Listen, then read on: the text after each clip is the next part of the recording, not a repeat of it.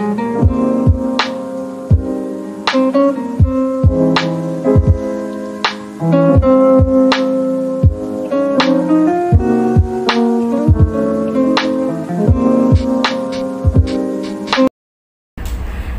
warahmatullahi wabarakatuh. Ibu, kami berdua dari mahasiswi PGSD FT Puaka.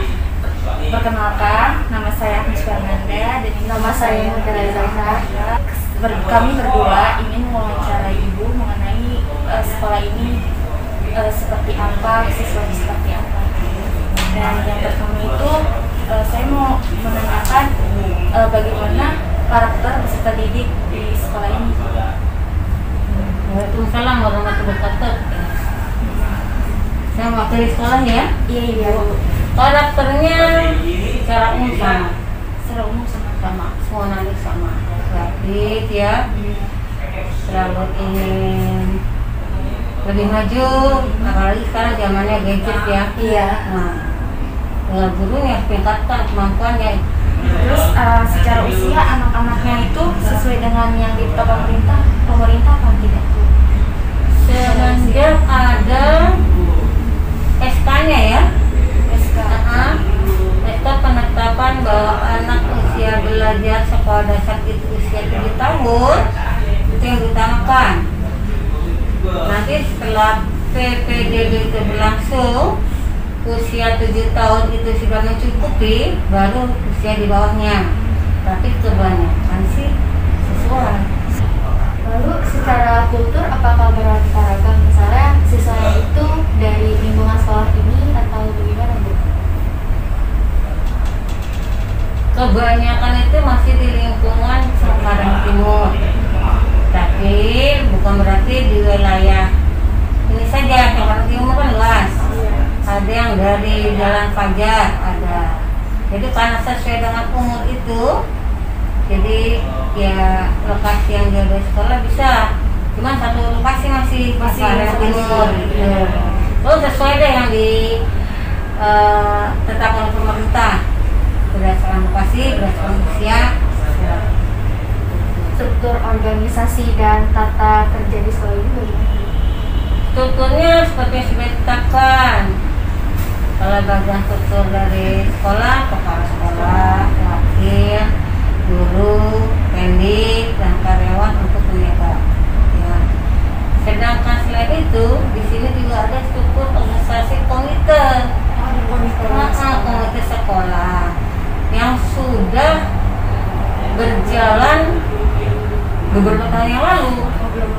Iya, jadi regenerasi gitu loh. Misalnya komite untuk sekolah ini yang megang ada pas sudah lulus, pemilihan lagi. Tapi strukturnya seperti itu, ada komite sekolah. Saya ingin menanyakan tugas kepala sekolah itu di sini. Tugasnya apa? Yang utama sekarang sebagai manajer. Kalau sekarang ya, beda dengan dulu. Kalau dulu kita pimpinan, sekarang manajer. Ya. Kalau guru tetap mengajar. Kayak TU itu juga tugas TU. TU itu selain untuk mengcover tentang ATK, kegiatan-kegiatan yang berhubungan dengan kegiatan pembelajaran untuk alat-alatnya gitu ya. Juga bisa mendampingi wawancara yang berhubungan dengan sekolah, khususnya tentang peralatan. Lalu kegiatan berhubungan dengan TU, kayak penerimaan PPDB, PPDB itu yang utama. Karena tanpa ada dia kita nggak bisa bekerja. Kalau penjaga sekolah di sini tugasnya Pertama ke penjaga sekolah, satu keamanan lingkungan. Yang dimanapun yang paling dekat dengan sekolah penjaga sekolah. Iya. Sudah keamanan juga kebersihan.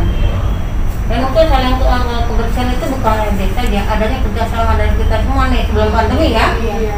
Sebelum pandemi kita kerjasama.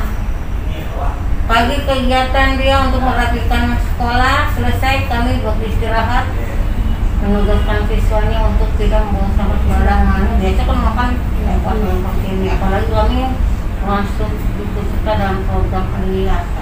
Jelas banget. plastik udah nggak bisa digunakan, harus bawa tempat makan sendiri. Kalau satpam di sini ada ya? Ada bagian depan biasanya Pak Satpam, Pak Sukendar itu menjaga kalau ada tamu.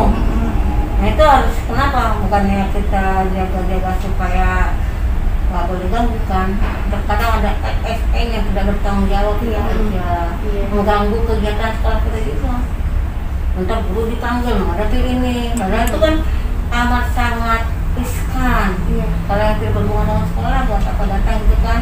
Jadi tugas keamanan itu menjaga di depan untuk tamu yang hadir, menjaga keamanan anak pas masuk. Lalu peraturan dan tata tertibnya itu sesuai yang ditetapkan oleh dinas atau dari kesepakatan bersama di lingkungan sekolah ini? Yang pertama kita berpatokan pada dinas. Untuk pengembangannya sesuai dengan otonomi sekolah. Dan di sini apa saja kegiatan seremonial formal di sekolah? Belum pandemi kami sudah melakukan upacara peringatan, khususnya hari-hari besar ya. Biasanya 17 Agustus, kelas 4, 5, 6 upacara sebelum pandemi ya. Terus hari pahlawan, hari pendidikan dilaksanakan. Saat upacara bendera setiap hari Senin itu dilaksanakan dari jam berapa sampai jam berapa, Bu? Pelaksanaannya biasanya kita mulai setengah 7 udah standby. Sudah merapikan kelas, yang merapikan anak-anaknya, semua baru di muka itu setengah 7 sudah mulai siap. Pelaksanaan biasanya jam 7 orang sudah mulai. Terus sampai setengah 8 ya. Kalau nggak ada kendala. Untuk pembinanya itu kepala sekolah atau guru-guru? Kalau di sekolah ini pembinanya itu bergantian. Yang utama kepala sekolah, baru guru dari kelas 1 sampai kelas 6 masih siap dan teratur. Bisa kelas 1 mungkin minggu depan lanjutnya kelas 2, terus sampai kembali lagi kepala sekolah. Guru bidang studi juga ada kebagiannya. Guru agama, guru olahraga dapat di situ juga. Untuk kayak petugas bendera paskibraka itu dari apa sih? Jadi kayak siswanya itu dari per kelas atau dari tugas paskibra khusus eskul paskibra?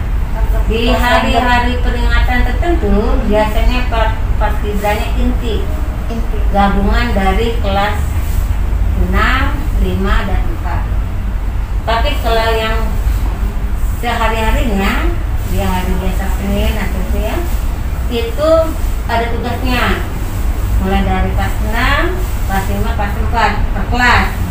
Tetapi biasa di semester 2 kelas 6 sudah tidak dilibatkan.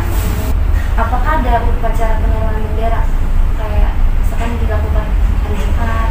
Oh iya, penurunan bendera biasanya itu dilakukan oleh penjaga sekolah. Oh, penjaga sekolah. Karena kan itu kalau penurunan bendera biasa sore ya. Iya. Kita kan hanya sampai siang.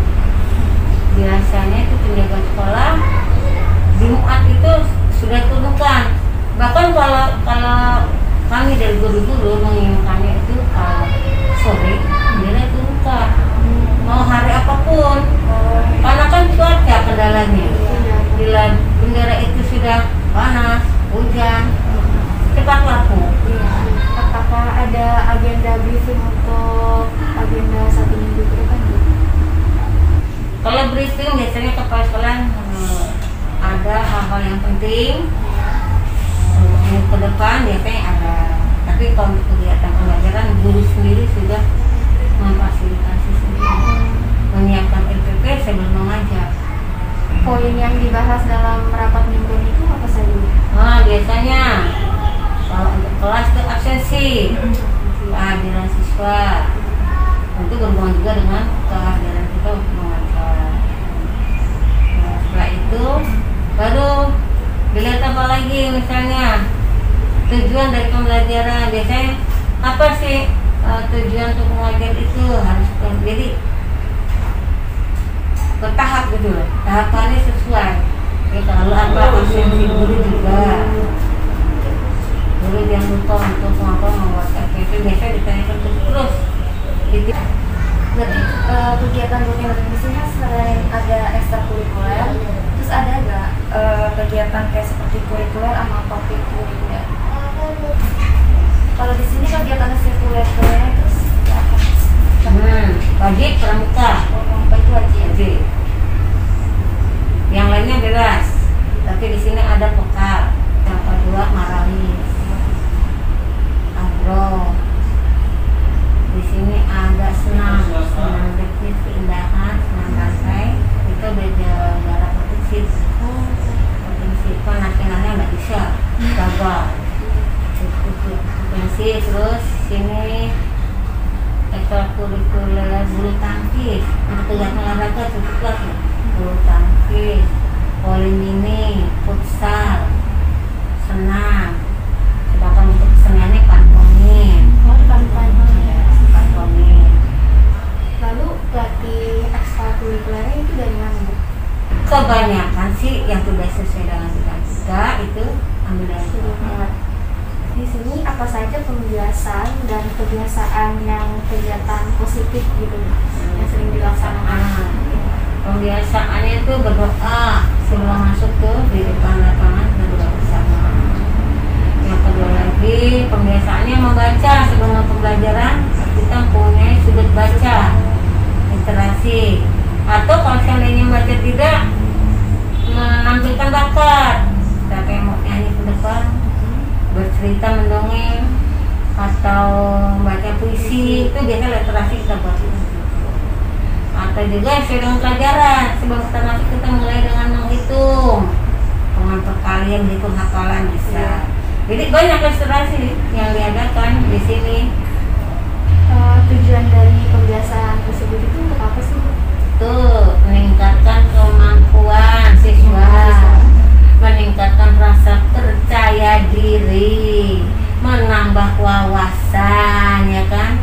Meningkatkan kemampuan untuk tampil secara mandiri. Bagaimana jika ada siswa yang tidak mengikuti pembiasan tersebut itu, Bu? Ada banyak cara. Kalau anak-anak ada yang males kan, malah senangnya main keluar.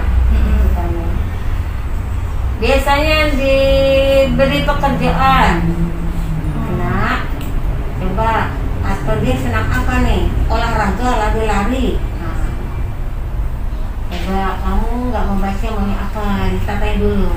Oh saya mau, oke, bisa nggak kamu membaca doa deh, nggak usah baca buku. Jadi dimotivasi dulu apa yang diingini. Kalau dimotivasi itu anak bisa, dan kita tahu kelebihan dia itu rajin sekali untuk membaca, mungkin kita alihkan dengan kesenangan dia. Atau biasanya suka siapkan matematika, kita siapin. Saya cari bilangan pengalinya. Pagi-pagi udah ya. Udah mulai nih, paling senang banget ya.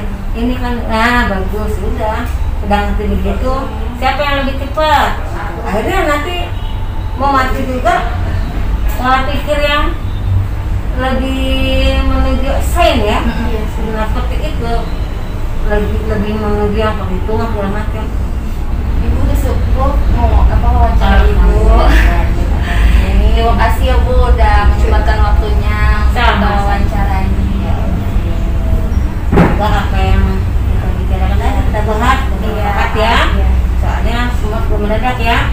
Tapi pasti dan hujan itu pernah adik-adik alami semua. Ya. Insya Allah harapan saya adik-adik jadi guru yang lebih. Amin.